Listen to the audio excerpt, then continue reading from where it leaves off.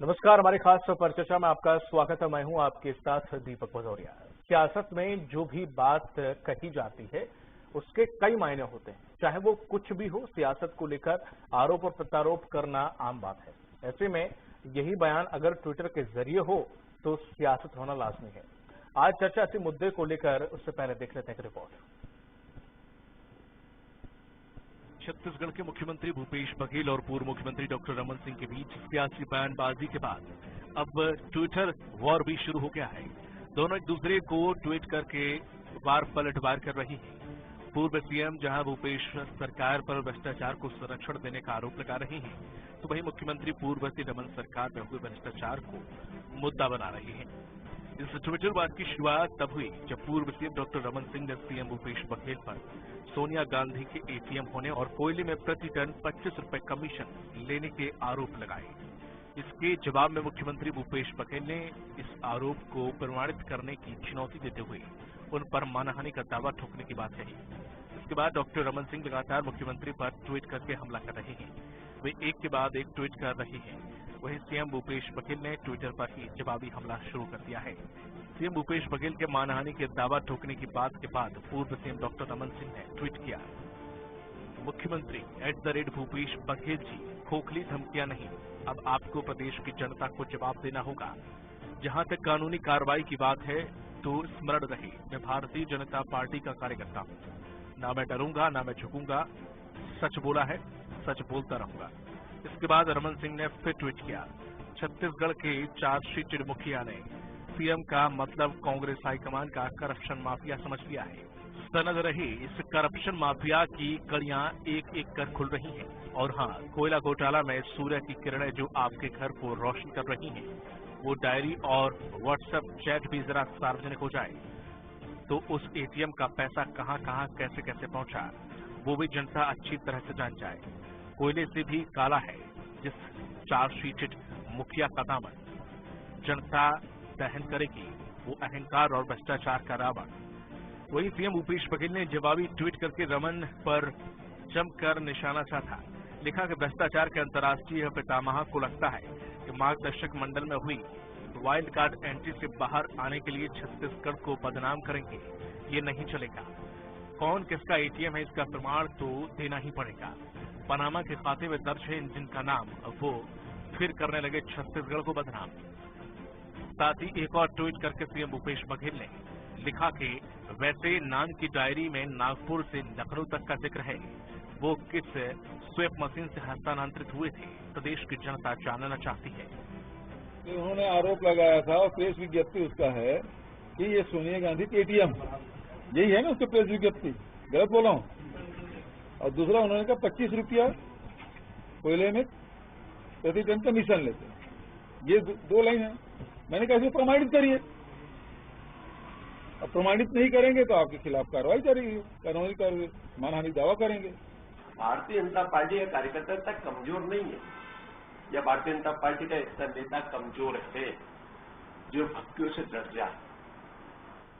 भ्रष्टाचार किए हो और भ्रष्टाचार को संरक्षण दिए हो, और जिन लोगों ने भ्रष्टाचार का पैसा जो इन लोगों ने दबा करके रखा था, और नियमों के विपरीत जाके अगर काम कर रहे हैं, उनके खिलाफ में कार्रवाई हो रही है, तो जनता इसका समर्थन करती है। बहरहाल विपक्ष के आरोपों के बीच सीएम भूपेश बघेल ने एक बार फिर से भाजपा को निशाना साधते हुए केंद्र के इशारों पर सेंट्रल एजेंसियां काम कर रही हैं, भाजपा में शामिल होने पर सारे दाग धुल जाते हैं।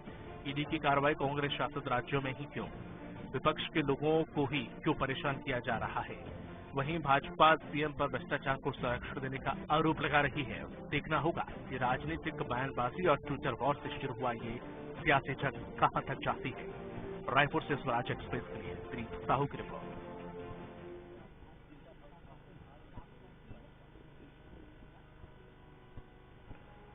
और इसी मुद्दे पर ज्यादा चर्चा के लिए मौजूद हैं रायपुर से बीजेपी प्रवक्ता देवलाल ठाकुर जी। ठाकुर जी, आपका स्वागत है। कांग्रेस प्रवक्ता हैं नितिन भंसाली जी आपका भी स्वागत है। वरिष्ठ पत्रकार हैं अनिरुद्ध दुबे जी आपका भी बहुत बहुत स्वागत है। जिस तरह से भंसाली जी, अभी हाल ही में ईडी ने जो रेड डाली है और कहा जा रहा है कि अभी जो आईएएस हैं समीर, उनके घर से 4 किलो सोना और 20 कैरेट हीरा और 47 लाख कैश, कुछ अभी खबर आई है। तो समझ नहीं आता कि जब भी किसी राज्य में अगर ईडी छापा मारती है तो वहां की सरकार बौखला क्यों जाती है। ईडी उन्हीं राज्यों पर छापा क्यों मारती है जहां पर भाजपा की सरकार नहीं है। हमारा ईडी, सीबीआई, आईटी की किसी इंक्वायरी से विरोध नहीं है। इंक्वायरी करने के तरीके से, इनके तौर तरीकों से विरोध है। यदि कहीं गलत हो रहा है, कहीं भ्रष्टाचार हो रहा है तो कार्रवाई होनी चाहिए। पर ये क्या, चुन कर उन प्रदेशों में आप कार्रवाई कर रहे हैं। इंडियन एक्सप्रेस की एक नामी अखबार है, इसकी रिपोर्ट पे ही आज फ्रंट पेज पे एक न्यूज आई है, उसको आप देखिए। और हमने इसको रिसर्च भी किया इस खबर को, ऐसे नहीं बोल रहा हूं मैं बता दूं आपको, जितने मामले ईडी, आईटी और सीबीआई में इन 8 सालों में दर्ज हुए हैं या जिन पर कार्रवाई हो रही है, जिस पर जांच चल रही है, इसमें से 95% मामले ऐसे हैं जहां पर बीजेपी की सरकार नहीं है। मैं कुछ नाम बताता हूं। आप कह रहे थे ना कि क्यों ऐसा कह रहे हैं, तो बता दूं, पंडित सुखराम, नारायण राणे, मुकुल राय, हेमंत बिस्वा शर्मा, येदुरप्पा, एकनाथ शिंदे जैसे हजारों नेता हैं जो दूसरी पार्टी में थे, भाजपा में आ गए और इनके खिलाफ आईटी, सीबीआई और ईडी के मामले दर्ज थे। ये भाजपा में आ गए तो पाक साफ हो गए। मतलब आप अपनी एजेंसियों का, केंद्रीय एजेंसियों का दुरुपयोग जो है उन राज्यों में कर रहे हैं जिन राज्यों में आपकी सरकार नहीं है। भाई आप कार्रवाई करिए ना, सेंट्रल एजेंसियों का काम ही कार्रवाई करना है। पर यह कौन सा तरीका हुआ कि चुन कर कार्रवाई करना। और डॉक्टर रमन सिंह जो इस प्रदेश के पूर्व मुख्यमंत्री है, उन्हें तो कोई बात बोलने में मुझे लगता है शर्म ही नहीं आती। अब मैं ये कहूं, ये 6,500 करोड़ रुपए का चीट फंड घोटाला हुआ है इस प्रदेश में, क्यों मनी लॉन्ड्रिंग नहीं है? क्यों इस पर ईडी कोई कार्रवाई नहीं कर रही है? नान घोटाले में नाम आए थे सीएम मैडम, रायपुर, लखनऊ, दिल्ली तक के, नागपुर तक के सारे तार जुड़े। क्यों इसमें ईडी नहीं आई? मैं पूछना चाहता हूं, क्यों अभिषेक सिंह जो इनके पुत्र हैं, जिनके खाते में एक कंपनी के डायरेक्टर होने के नाम से लाखों करोड़ों रुपए आते थे, जैसे सांसद बने उस कंपनी से उनको पैसे आने बंद हो गए।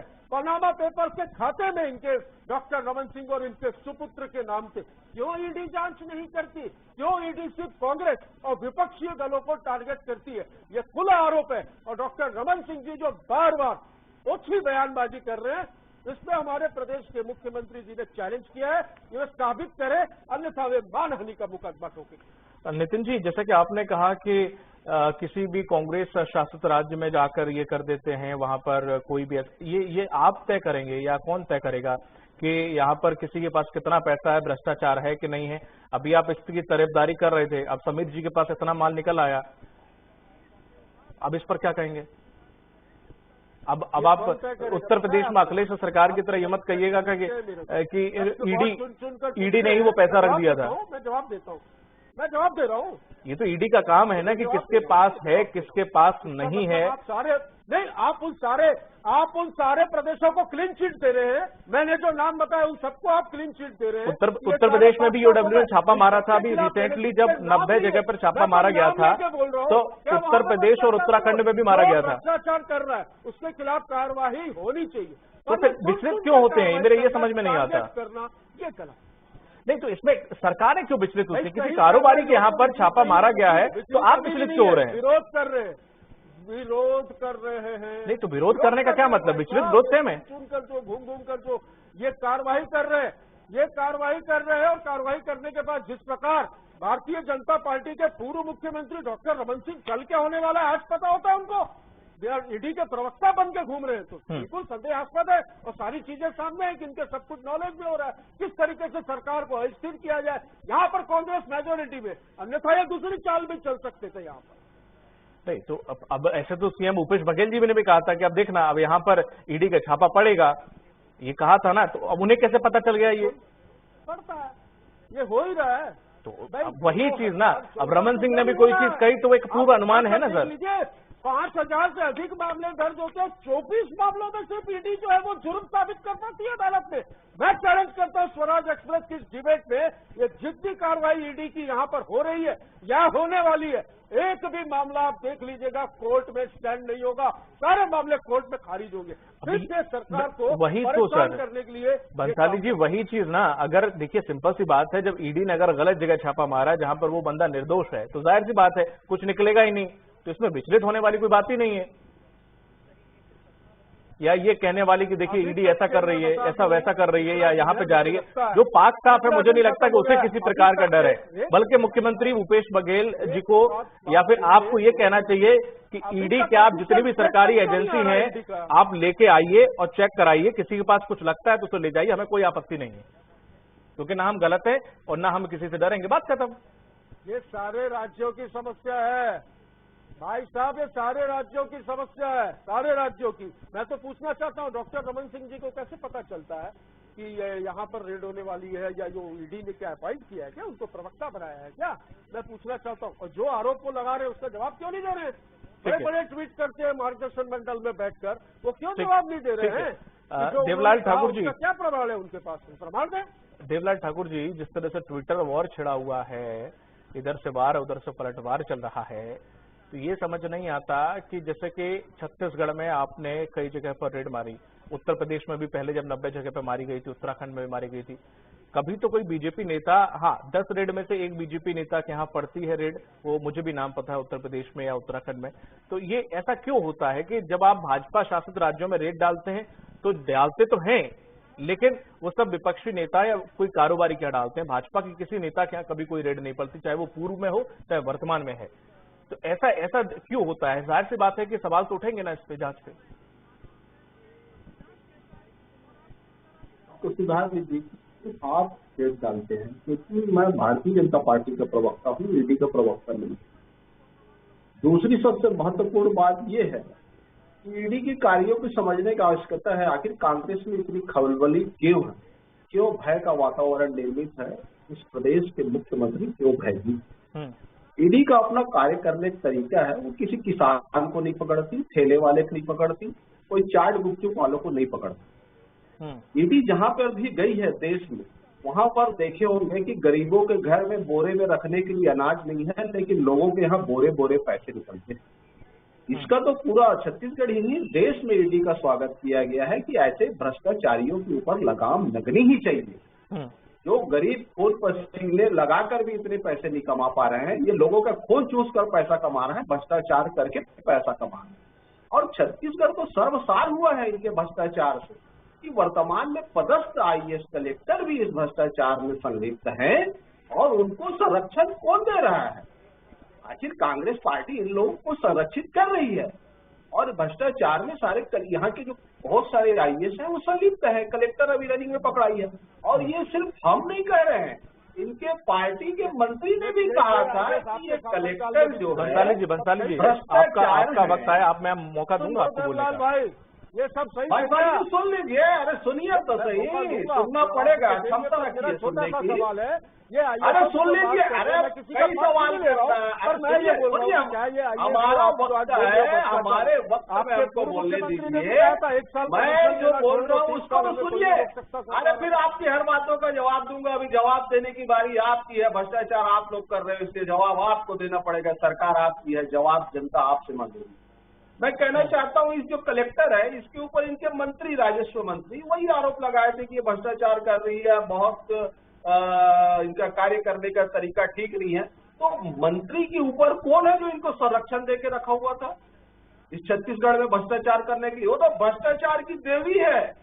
इस छत्तीसगढ़ में जितना भ्रष्टाचार की है, जहां भी कलेक्टर रही है वहां पे भ्रष्टाचार के आंकड़े देख लेना। आखिर इसको सरकार देवलाल ठाकुर जी, ये एक हायरार्की है, एक हायरार्की चलती है। कभी भी एक कलेक्टर से पैसा नहीं कमा रहा होता है, या फिर कोई एक अधिकारी पैसा नहीं, ये हायरार्की है। बाबू से लेके कलेक्टर अधिकारी ऊपर तक पूरा है, मंत्री तक हिसाब किताब जाता है। बस ये है कि जो फंस जाए उससे निकल आता है। ये जो संरक्षण है तो किसके संरक्षण में काम कर रहे थे? स्वाभाविक है, कांग्रेस पार्टी की सरकार है, यहाँ पे कांग्रेस की संरक्षण में भ्रष्टाचार हो रहे हैं। कोयले के धंधे में हाथ तो काला होगा ना इनका, ठीक है। और इनको डरने की आवश्यकता क्या है?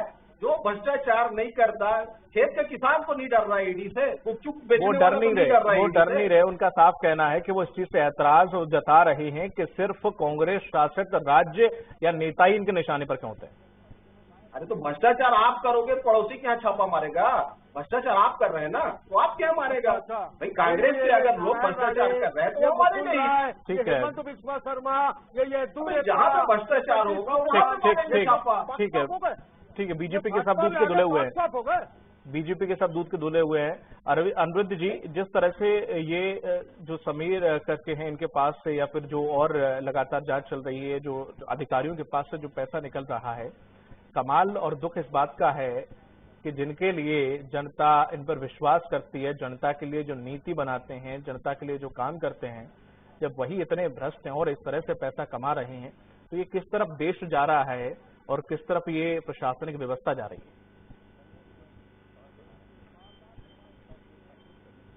देखिए, 100% तो भ्रष्ट होते हैं ये माना नहीं जा सकता। बिल्कुल सही बात। मैं पिछली सरकार का भी उल्लेख करता हूँ, इस सरकार का भी उल्लेख करता हूँ। पिछली सरकार में आप देखें तो एक आईएएस का जो खुलासा हुआ था, तो उस आईएएस के गांव के नौकर, चाकर, माली सबके नाम से जमीन निकल आई थी और अंततः उनको अपने पद से जाना पड़ा। और उसके बाद यही सब भ्रष्टाचार के प्रकरण में एक आईपीएस भी सेवा से मुक्त हो गए। ये पिछले शासनकाल में, भारतीय जनता पार्टी के शासनकाल में हुआ था। इस शासनकाल में भी कुछ चीजें सामने आ रही है, लेकिन जो आपका सवाल है कि मतलब जो पॉलिसी बनाते हैं और जो मतलब प्रदेश हित में, देश हित में ये सब चीजें होती है, तो मेरा ये मानना है कि 100% जो है ऐसा नहीं होता। बहुत सारे उदारवादी अफसर भी होते हैं, बिल्कुल होते हैं, इनका सीधा जनता से संबंध होता है। तो क्या भाई, मुख्यमंत्री का जनदर्शन कार्यक्रम होता है तो कलेक्टरों का भी जनदर्शन कार्यक्रम होता है, और मैं प्रत्यक्ष जाके कलेक्टरों का जनदर्शन भी देखा मुख्यमंत्री के अलावा, तो वहां पे भी सुनवाई होती है, निराकरण होते हैं। लेकिन ये होता है कि अगर कहीं 1, 2 या 4, 6 भी ले लें, 4, 6 इस तरीके के तत्व अगर कहीं ब्यूरोक्रेट्स पे बैठे होते हैं, तो पूरी जो है घेरे में, पूरी ब्यूरोक्रेसी घेरे में आ जाती है। तो इससे लगाम कसने की निश्चित रूप से जरूरत है, और हो सकता है कि इस दिशा में प्रयास हो रहा हो। नहीं तो जिस तरह से ईडी पर भी सवाल उठ रहे हैं कि ईडी जो दोनों ही हमारे जो प्रवक्ता हैं अपने अपने विचार रखे हैं कि वो कह रहे हैं कि नहीं, वो निष्पक्ष काम करती है, और वो ये कह रहे हैं कि निष्पक्ष काम नहीं करती, सिवाय जो टारगेट होते हैं वो नहीं साधा जाता है। बेसिकली आप ईडी के कार्य को किस तरह से देखते हैं? देखिए, आपने भी कहा और मेरा भी मानना है, ये जो ईडी की जो कड़ाई या ईडी का पहुंचना केवल छत्तीसगढ़ में भी नहीं हो, छत्तीसगढ़ में ही नहीं हो रहा है, और भी स्टेट में हो रहा है। आज जो है मेन जो है आज डिबेट है ट्विटर वार पे। डॉक्टर रमन सिंह जी भी एक सुलझे हुए मुख्यमंत्री थे, भूपेश बघेल जी भी एक सुलझे हुए मुख्यमंत्री हैं, लेकिन बड़ा एक अजीब सा परिदृश्य अभी जो सामने आ रहा है आरोप प्रत्यारोप का। भूपेश बघेल जी ने रमन सिंह जी पे सीधे कहा है कि साबित करो, नहीं तो मानहानि का दावा होगा। उधर डॉक्टर रमन सिंह जी ने भी कहा है कि मानहानि का दावा होगा। तो जो इस तरीके की भिड़न, इस तरीके का जो संवादों का जो वार चल रहा है, ये मैं समझता हूं कि मतलब छत्तीसगढ़, जब से छत्तीसगढ़ का गठन हुआ, तो दो इतने दिग्गज नेताओं के बीच सीधे आमने सामने इस तरह की स्थिति पहली बार निर्मित हुई है, ऐसा मुझे लगता है। तो ये सब जुड़ा हुआ है, सब कुछ जुड़ा हुआ है सर, ये पूरा राजनीति का एक हिस्सा है। उधर मुद्दों की थोड़ी कमी है, मुद्दे तलाशे जा रहे हैं, कुछ मुद्दे मिल रहे हैं तो उन्हें भुनाना भी है, और साथ ही साथ घेरना भी है, चुनाव नजदीक है। ये सब उसका प्रारूप है जिसकी वजह से ये सिर्फ बयानबाजी चल रही है, और समझ से ये नहीं आता, किसी को ये लगता है कि सामने वाला भ्रष्ट है तो कार्रवाई क्यों नहीं हो रही। भाई आप इतने आश्वस्त होकर कह रहे हैं कि सामने वाला करप्टेड है, देखिए सामने वाले ने इतना पैसा खाया है, इतनी ये योजनाओं में खाया है, या इतना राशन घोटाला हुआ, इतना राशन कार्ड बनाए गए, या इतना नानके हुआ, जो भी हुआ, अरे तो ठीक है, अगर है ऐसा तो कार्रवाई क्यों नहीं होती? देखिए, कार्रवाई की बात है, कार्यवाही तो देखिए मैंने उदाहरण दिया पिछले शासनकाल में हुई थी, है ना। दो बड़े अफसर, एक आईएएस और आईपीएस का मैंने पिछले शासनकाल का उदाहरण दिया, और जहां तक के अभी जो है सीधे सीधे जो मुख्यमंत्री भूपेश बघेल जी जनता से मुखातिब हो रहे हैं, तो जहां कड़ाई बरतने की जरूरत हो, जहां फटकार लगाने की जरूरत हो, चाहे वो बड़े से बड़ा अधिकारी हो, वो ये करते नजर आ रहे हैं। देखिए, मेन बात यह है कि जो है आप आज का जो डिबेट है, और उसमें आरोप प्रत्यारोप, मतलब ये कि साबित करो। तो भाई पिछली सरकार आप देखें तो जब प्रदेश कांग्रेस अध्यक्ष थे भूपेश बघेल जी, तो उनका सीधा डॉक्टर रमन सिंह की सरकार पे ये कहना होता था कि नरसंहार करवाने वाली सरकार। और अभी आज भूपेश बघेल जी मुख्यमंत्री हैं, डॉक्टर रमन सिंह जी कह रहे हैं कि ये छत्तीसगढ़ एटीएम हो गया है सोनिया गांधी का और राहुल गांधी का। तो कौन कैसे साबित करेगा? क्या वो साबित कर पाएंगे या ये साबित कर पाएंगे? कोई साबित नहीं देखने की बात है। कुछ साबित नहीं हुआ इसमें सर। वो एक मैं बताया राजनीति का हिस्सा है, कुछ नहीं होने वाला। नेताओं में आपस में कभी कुछ नहीं होता बेसिकली। बंसाली जी, जिस तरह से ये पूरा मामला आ रहा है, जब ट्विटर वॉर चल रहा है कि आपने इतना खाया, पनामा में नाम आया, या जितनी भी जांच या नीति थी उस नीति में ये घोटाला हुआ, बड़े डायरी मिली और उसमें बड़े नाम मिले, इन सब के बावजूद भी आखिर क्यों बैक फुट पे आना पड़ता है? कौन बैकफुट पे आ रहा है? कार्रवाई क्यों नहीं? तो माननीय मुख्यमंत्री जी ने जांच के लिए कई मामलों में ईडी को भी पत्र लिखा है कि भाई इस पे आप जांच करिए और कार्रवाई करिए, तो वो कहाँ करेंगे? बीजेपी के नेताओं पर थोड़ी कार्रवाई होती है विपक्ष के नेताओं पर, कांग्रेस के नेताओं पर कार्रवाई होती है। मैं पूछना चाहता हूँ, इतने ही ये ईमानदार हैं तो नीरव मोदी, मेहुल चौकसी, विजय माल्या, इनको ईडी क्यों नहीं पकड़ पा रही? भाई हजार करोड़ रुपया लेके, लाखों करोड़ों रुपए लेके ये देश से फरार है। ये ईडी वाले वहां नहीं पहुंच पाते, वहां सुष्मिता सेन पहुंच जाती है, ये नहीं पहुंच पाते। मैं रमन सिंह जी के बारे में ही बोलूं, अभी बहुत ट्विटर चल रहा है तो मैं बिल्कुल उस विषय पर ही आऊंगा।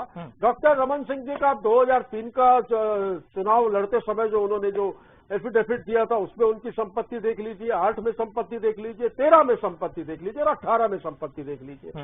अनगिनत, मतलब बेहिसाब संपत्ति इनकी बढ़ी है। तो कोई डॉक्टर रमन सिंह जी ने दूध बेचकर तो ये पैसे कमाए नहीं होंगे। इस विषय में ईओडब्ल्यू और सभी जगहों पर प्रदेश की एजेंसियों में और पीएमओ तक, प्रधानमंत्री कार्यालय तक इसकी शिकायत हुई है। तो क्यों ईडी इस पे जांच नहीं कर रही है, एक्शन नहीं ले रही है? इसलिए तो हम कह रहे हैं कि भाजपा में जो है वो दूध का धुला है। जो भाजपा में चले जाता है अन्य पार्टी का व्यक्ति, उसके ऊपर कितने भी प्रकरण दर्ज हो, वो गंगा नहा लेता है, वो दूध का धुला हो जाता है। इनका टारगेट जो है ये विपक्षीय दल, चाहे वो कांग्रेस हो चाहे क्षेत्रीय दल के नेता है, इनका टारगेट वही रहता है। मैं बोलता हूँ 5000 से अधिक मामले आप दर्ज करते हो और कोर्ट में 24 मामलों में ही आरोप सिद्ध होता है। और मैंने एक अखबार की रिपोर्ट भी बताई आपको कि 95% आईटी, ईडी और सीबीआई में जो मामले दर्ज हुए हैं 2014 से लेकर 2022 तक, इसमें 95% मामले जो हैं वो कांग्रेस और विपक्षी दलों के नेताओं पर है। तो खाली 5% जो बचे, इसमें भाजपा का कोई है ही नहीं। वो व्यापारी और उद्योगपतियों को मिलाकर सब ये किया जा रहा है। तो ये इससे साफ जाहिर होता है कि ईडी जो है, सीबीआई जो है, आईटी जो है, वो केंद्र सरकार की कठपुतली के जैसे उनके इशारों पर राजनीतिक रूप से काम कर। ठीक है, समय कम है, अनिरुद्ध जी थोड़ा सा कम शब्दों में जवाब दीजिएगा। जिस तरह से सर अगर देखा जाए, जैसा कि कहा कि पहले रमन सिंह की संपत्ति, रमन सिंह तो चलो मुख्यमंत्री थे, बात अलग है उनकी, लेकिन एक विधायक छोड़ दीजिए, एक प्रधान की संपत्ति जब वो पहला चुनाव लड़ता है तब कुछ और होती है, और दूसरा चुनाव लड़ता है तब कुछ और, तीसरा वो तिगुनी हो जाती है। तो ये तो पूरा नीचे से ऊपर तक चला आ रहा है। आप किस किस की जांच करोगे? दुबे जी, मैं गलत कह रहा हूं? आपसे ही सवाल है, जैसे कि देखिए, आपने जो परंपरा की बात की, जी जी जी जी, तो और स्पष्ट करें आप इस बात को।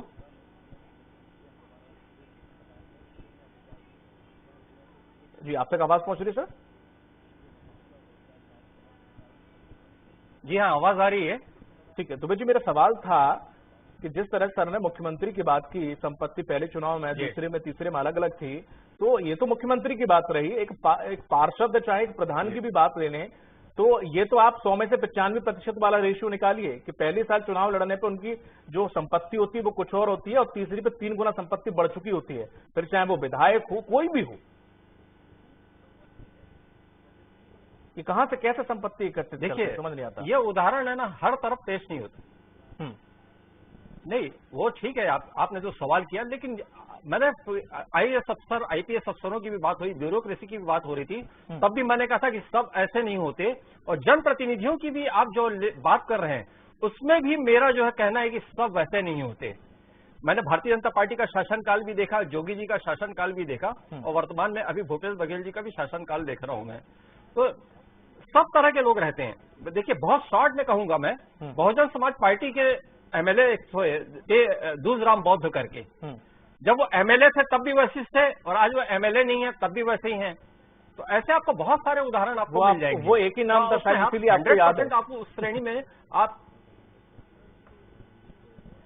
जी ऐसे कई सारे मैं नाम गिना देता हूं, लेकिन क्या डिबेट लंबा खिंच जाएगा। अब मैं आपको बात करूं, हमारे रायपुर, जिस राजधानी रायपुर की बात है, रायपुर के कुलदीप जुनेजा जी का आप उदाहरण ले लें। आप कांग्रेस के एमएलए हैं, ठीक है, उनके जीवन शैली में कहीं कुछ बदलाव दिखता होगा, लेकिन आम आदमी के साथ, जमीन से जुड़े हुए लोगों के साथ जब भी पहले भी थे वो पार्षद संघ की राजनीति शुरू हुई थी। जैसा उनका तेवर पार्षद के कार्यकाल में था वैसे आज विधायकी के कार्यकाल में भी है और दूसरी बार के विधायक है और छत्तीसगढ़ हाउसिंग बोर्ड के अध्यक्ष है। तो ऐसे आपको बीजेपी में भी अगर कहीं आप बोलेंगे तो मैं उसका भी उदाहरण आपके सामने प्रस्तुत कर सकता हूँ। ठीक है। अब इसमें अब हल क्या निकलता है, जैसे कि आपने भी यही कहा था कि अब कौन किस पर दावा ठोकता है, कौन अपनी बात को साबित करता है, ये देखने वाली बात होगी। बहुत बहुत शुक्रिया देवलाल जी और दुबे जी आपका और बंसाली जी आपका इस पर चर्चा में शामिल होने के लिए। तो जिस तरह से छत्तीसगढ़ में ईडी के द्वारा छापे मारे जा रहे हैं, उस तरफ देखा जाए तो कांग्रेस में बौखलाहट है कि कांग्रेस शासित राज्यों में ही ऐसा हो रहा है, वहीं बीजेपी से सही मानकर चल रही है। और इसी के परिप्रेक्ष्य में ही अब ट्विटर वॉर शुरू हो गया है कि आप एटीएम की तरह काम कर रहे हैं सोनिया गांधी की, तो दूसरा आरोप लगा रहा है कि आपने कितना घोटाला किया, आप पर कौन सी जांच बैठेगी। अगर आपके व्हाट्सएप और डायरी के नाम लीक हो गए तो दिल्ली से लेकर नागपुर तक के लोगों के नाम सामने आएंगे। अब ये दो मुखिया, जो एक पूर्व में रह चुके हैं और एक वर्तमान में, अब इनकी जो खींचतान है वो कब तक और कहां तक जाती है देखने वाली बात होगी। हमारी इस पर चर्चा में फिलहाल इतना ही, दीजिए इजाजत, नमस्कार।